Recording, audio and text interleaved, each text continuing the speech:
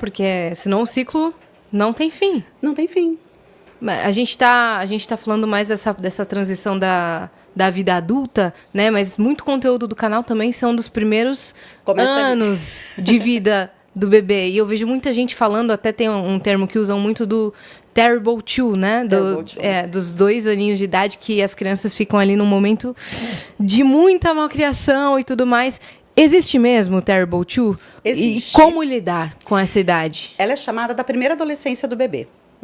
E é quando o bebê com 2 anos, ele é promovido de bebê para criança, tá? Então a gente tem recém-nascido que ganha promoção com 28 dias para bebê, e depois até 2 anos é bebê, virou 2 anos, ele virou uma criança. E por que tem essa diferença? Porque ele acabou de se entender como um ser único, que não faz parte de corpo da mãe, que tem vontades e que pode ter escolhas. Então é como se o cérebro dele entendesse o tempo todo que ele pode escolher e que ele tem que explorar tudo isso, que olha que mundo legal que eu vivo, que demais. Então isso faz com que a criança, ela fique o tempo todo pedindo. Então você vai falar pra ele assim: filho, quer comer macarrão hoje? Quero. Aí você põe o macarrão na mesa: ah, mas eu não quero macarrão. Mas você falou que queria. Não, eu não quero macarrão, quero carne. Aí você vai lá e faz a carne. Não quero carne, quero frango. Querido. Terrible. Amor, vai comer macarrão e carne. Com frango. Junta tudo, mexidão, tó. E aí... Chamia que soba. E legumes, pronto. Isso. Joga um molho aí por cima e parabéns. E ganhou um prato novo. É. E aí o que eu falo é o seguinte: a gente consegue driblar isso, mas não é uma chantagem que a gente vai fazer pro resto da vida, tá? Mas a gente vai driblar, porque tem dia que você tem que falar: é isso que tem, é isso que você vai comer. Senta e come. Tem dia que você vai ter que fazer isso. Você não tem que ficar o tempo todo explicando. Sim. Mas explicar também é legal. Então, se você tá querendo não ter tanto atrito, o que você vai falar? Você só tem macarrão na sua casa, tá sem carne, tá? Só tem macarrão. Você vai falar: você quer comer no prato preto ou no azul? Deu 2 escolhas. Ele vai escolher e vai ficar feliz. O macarrão tá pronto, você não perguntou. Aí, na hora de entrar no carro, você fala assim: você quer entrar no carro sozinho ou quer que eu te coloque? Você quer que eu coloque seu cinto com você com a mão pra cima ou com a mão pra baixo? Porque o cinto tem que pôr. Não é negociar, não dá para negociar por um cinto ou não. Então, para alguns momentos, a gente usa a estratégia do dar escolhas, mas sempre escolhas possíveis. A gente não fala para crianças coisas impossíveis, do tipo: ah, você quer que eu vá te buscar pela orelha ou pelo pé? Não, pelo amor de Deus, não é isso. A galera tá zoando com isso, né? Não é isso. Mas eu falo assim, são estratégias que são boas dependendo do momento que você tá na sua vida. E tem hora que você vai falar: você vai entrar no carro agora porque eu tô atrasada e ponto final. E vai berrando e você vai lidar com o berro. Então eu falo, são estratégias que a gente vai medindo. Então, sim, Terrible Two existe e é mais uma parte, mais uma fase importante do desenvolvimento da criança, que ela está entendendo que o mundo pode ser explorado. Sim. Ela vai entender que tem muita coisa para fazer. Ela não precisa seguir só reto, ela tem várias nuances. E todas essas diferenças, elas são importantes em diferentes etapas da criança. Por exemplo, eu vou exagerar de novo, tá? O toque. Quando ele vira toque, ele vira um transtorno obsessivo-compulsivo quando aquilo te atrapalha. Enquanto não está te atrapalhando, você convive bem com isso, show de bola. Você pode continuar: ah, não, toda vez o meu chinelo tem que estar virado um para cima, um para baixo, mas para você tá tudo bem, tá lidando bem, não é toque. Se é pontual também. Exato. As crianças, na época de alfabetização, elas podem desenvolver alguns toques. Que não é um transtorno, mas é algumas coisas de organização necessárias que facilitam no aprendizado do letramento. Então, sempre a caneta ficar aqui, sempre meu copo ficar aqui. Eles têm alguns tipos assim que quando está tudo organizado, eles conseguem concentrar em outras coisas. Sim, eu tinha muito. Você tinha? Muito. E isso é um toque saudável, que toda criança deve ter. E tá tudo bem. Só que às vezes ele exagera. O meu filho tinha. O copo dele tinha que estar virado aqui, pro norte, 90 graus aqui, com o prato aqui. Aí o que eu comecei a fazer? Eu colocava sempre ao contrário. Colocava ao contrário. Porque eram coisas que estavam começando a incomodar. Ele pegava: não pode estar assim. Eu falava: se não pode, arruma, filho. Tá aí, ó. Deixa do jeito que você quer. Aí de preguiça de arrumar, ele perdeu. Mas eu falei, tem algumas coisas que todas elas fazem parte. E o Lucas desenvolveu isso na fase de letramento. Ele começou com a organização, mas começou a extrapolar. Então, tudo tem uma fase importante. Adolescência, vamos crescer de novo, rapidinho. Claro. Adolescente é muito impulsivo. Mas é a impulsividade que dá a coragem de morar com o namorado, de fazer faculdade fora, de tentar um emprego em outro lugar. Essa impulsividade que a gente tem entre 18 e 25... ela é super saudável, porque você vai arriscar em coisas que hoje, mudar de cidade, mas a minha casa tá ali, né? Eu já moro tão perto da padaria. Do mecânico. então, que preguiça. E o adolescente não tem isso. Então, também é uma fase dele que é importante. Aquela característica ajuda. Exato. Sim. Se bem condicionada, né? Sim. Não precisa pular de bug jump sem o elástico, Claro, por sim. exemplo, entendeu? Não vamos exagerar. Uma coisa que eu sou pedagoga, eu dei aula há 10 anos, né? Uma coisa que eu sempre falei com os pais, assim, é sobre o conversar com não tratar a criança como um ser que não compreende as coisas. Nossa, e conversar. Então, isso que você falou, tipo assim, fala com a criança. Se só não precisa tratar como se ela não fosse entender. Então, a gente conversou com a foi a Simone que falou da viagem? Quem que falou da viagem? Acho Ela que foi. falou? Que falou assim que às vezes o adulto programa a viagem. Então, assim, nós três vamos viajar.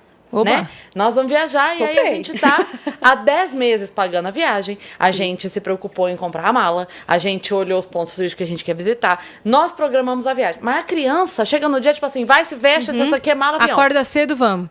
Ninguém parou pra falar com ela, olha, você vai entrar no avião, vai entupir o ouvido. Sim. É normal, tá todo mundo sentindo, daqui a pouco desentope, não precisa ficar assustado. Esse tipo de coisa que vai economizar meia hora de choro no avião. Vai mesmo. E leva o chiclete se a criança for grandinha, também ajuda. Ou dá mamar na hora que tá decolando, aterrissando, também ajuda. Ajuda. Então, assim, se você se informa, por que você não vai formar um pequeno que já tá entendendo? Isso. É tipo assim, conversa. Eu juro, eu nunca tive problema com a Má, nem de birra em loja de brinquedo, nada. Era tipo assim, ó. Ah, mãe, quero ir no shopping. Eu falo, a gente pode ir, mas assim, hoje eu não vou conseguir comprar nada. A gente pode ir, pode olhar. A gente pode ir desse jeito hoje no shopping? Pode. Então tá bom. Mas antes disso, já era um combinado. Tipo assim, então nós estamos indo Eu nunca tive problema com a Má. Mas no dia que era. Então assim, não, hoje a gente pode. Não, hoje a gente pode. Sim. Hoje a gente pode ir, a gente pode comer, a gente pode comprar um brinquedo. Hoje pode. Mas E que não é condição financeira. É Não. hábito. É um dia que você acha que tá ok, um dia que não. Não tem nada Só a ver. isso. Porque às vezes eu dou esse exemplo, eu falo assim, mas é fácil falar, porque você tá dando exemplo de quem não pode comprar, mas quem pode sempre compra. Eu falei, não, quem pode também tem que ensinar valores. Que não pode. Exato, que não é sempre que vai, né? Não vale a pena. Não vale a pena você ensinar seu filho que ele pode tudo. Custa Exato. caro. Depois custa bem caro. Não, e custa caro não financeiramente. Não é isso que eu tô falando. Não é dinheiro. Não é isso, e hashtag isso não é sobre dinheiro. Na minha família, a minha mãe nunca falou na volta a gente compra, não, depois a gente vê. Ela sempre falava se podia ou se não podia. Ou minha tia falava se podia ou se não podia. Nunca enganou também. A gente nunca fez birra. E quando não dava pra gente comprar alguma coisa na loja de brinquedo, a nossa diversão era olhar a loja de brinquedo. Exato. Então largava a gente passeio. lá na ReHap e a gente ficava lá uma E tava hora. tudo bem, né? Nossa, muito legal. Era até bom, porque daí você gastava esse tempo, no outro dia que podia comprar, você só chegava e já sabia. Eu gostei desse. Exatamente. Isso, já sabia o que eu queria de aniversário, sei lá, eu ficava olhando. E agora na ReHap tem um monte de brinquedo disponível também, né? Então agora dá pra Isso. deixar lá e ficar olhando de longe. Tem Olha ReHap que dá coisa pra mais linda. brincar, né? Tem ReHap que dá pra brincar. Então, isso que é legal. Nossa, eu não suporto ver quem mente pra criança, assim, porque Eu não gosto também. a criança acredita, cara. É. Você vai dar as primeiras decepções da vida dela com uma coisa que ela entenderia se você conversasse Facilmente seriamente. evitável. Ela entenderia. Entendeu? Nossa, eu queria me ver chateada quando meu pai, por exemplo, falava que ia na festinha da escola. Hoje meu pai é super presente, tá? Mas ele não ia em festa de escola. Só que ele falava que ele ia. Ai, que dor. Ele falava que até na festa do Dia dos Pais, ele falava, não, eu vou. Aí chegava no dia, ele não aparecia, cara. E eu falava, mãe, mas ele falou que veio. Aí ele me ligava e falava que estava viajando e não estava viajando. E eu carreguei isso assim até hoje. Eu falo, cara, por que não falou? Ó, não vou poder ir. Papai vai trabalhar. Entendeu? Eu super ia aceitar. Daí eu dançava o Dia dos Pais com a minha mãe, sendo que meu pai estava trabalhando. Ele podia ter me dito, sabe? Então é uma coisa que depois traumatiza a criança. Eu falo, ó, vou te comprar. Se você não vai comprar, não fala que vai comprar. Não fala na volta a gente compra. Isso. Fala, não vai rolar. Isso, ou fala assim, olha, a gente vai demorar tanto tempo para juntar o dinheiro para comprar isso. Eu não vou conseguir te dar agora. Quando você fizer 10 anos e a gente puder, a gente compra. Ou que seja, talvez a hora de colocar mesada, vai Isso. ganhar 10 reais por mês, que seja. Faz vai um juntar cofrinho. tantos meses. Eu falava, eu sempre tive uma comunicação assim com a Má. Eu falava, olha, o que você quiser na vida, seja pequeno, me fala, compartilha comigo. Sim. Se der, nós vamos fazer. Se for preciso programar, nós vamos programar. E se for ou não, eu vou te explicar por que não. Perfeito. É isso. Exato, Então, assim, ó. Queria soltar um banco. Eu também queria. Mas é que no caso não dá. Aí eu vou te momento não é explicar por seguro. que não. Não, mas é isso, é só conversar, cara. A criança entende. A gente subestima a capacidade delas de entender e depois você pergunta o que ela entendeu e ela fala exatamente o que você passou. Que a comunicação evolui. Quando criança, você vai explicar menos, você vai contar. Com 2 aninhos, talvez ela não entenda direito. Mas ela vai entender. A mensagem ela entende. Você não precisa conversar durante meia hora, o tal, não posso ir, ao invés de ficar meia hora explicando, explica ali em 1 minuto. Vai ter essa construção. Mas eu também não sou a favor que você minta. Eu sou muito mais a favor que você seja sincero, porque você também está construindo um valor dentro dessa criança que é errado ou não, eu preciso falar. Eu tenho que ser claro, eu não preciso mentir. Sim. Porque senão a mentira fica uma coisa muito fácil. Porque a criança, ela ouvia mentiras. Ela mentir acaba sendo assim um reflexo de, se eu não quero magoar alguém, eu vou mentir para ela. Sim. Né? Então, a gente tem... São valores que a gente também vai passando. E eu concordo com você, que seu pai devia ter feito isso. Vou puxar a orelha dele depois. Mas pode deixar que eu já puxo. Hoje ele age não só compensando, mas muito, muito presente, né? Muito presente. Mas sabe aquela coisa do tipo... Eu não sei se também pode ser muito de família árabe. Não sei se é um comportamento de achar que a criança... Sabe de nada. Que a criança não sabe de nada. E falava, não, eu vou. Tô viajando, não vou poder, tô no avião. Pai, você não tá no avião, meu amor. Então. Exato. E eu falava, papai tá no avião? E minha mãe... Tipo, não tem o que fazer. Não tenho o que fazer. Eu dançava com ela e tudo mais. Daí eu chegava em casa e falava pra ele: eu sei que você não tava no avião. Eu, sei lá, com 5, 6 anos. Não mente pra mim, eu sei que você não tava no avião. Aí ele continua mentindo. E hoje ele tá no avião. Hoje ele tá aqui. E é isso. Minta até que seja verdade. Instalei o drive na sua cabeça.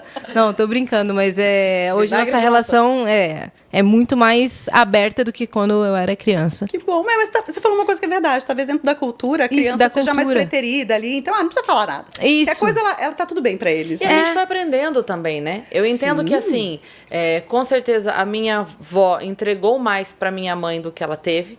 A minha mãe me entregou mais do que teve e eu pude entregar mais. E eu não tô nem falando financeiramente, eu tô falando de liberdade de conversa mesmo, de sentar e conversar. Tipo, a minha liberdade com a mãe é infinitamente maior do que a minha com a minha mãe, que com certeza foi muito maior do que minha mãe com a mãe dela. Mas sem dúvida. Né? Sem dúvida. Então, e vai parar aí, porque a Má não quer ter filho. Mas que bom que evoluiu e que, de certa forma, todo mundo tá buscando essa evolução, esse contato um pouco mais aberto, entender mais e conversar mais, né? Eu vi um rapaz falando recentemente na internet que uma das coisas que os pais falham é que a gente não ouve os filhos. A gente fala sem ouvir.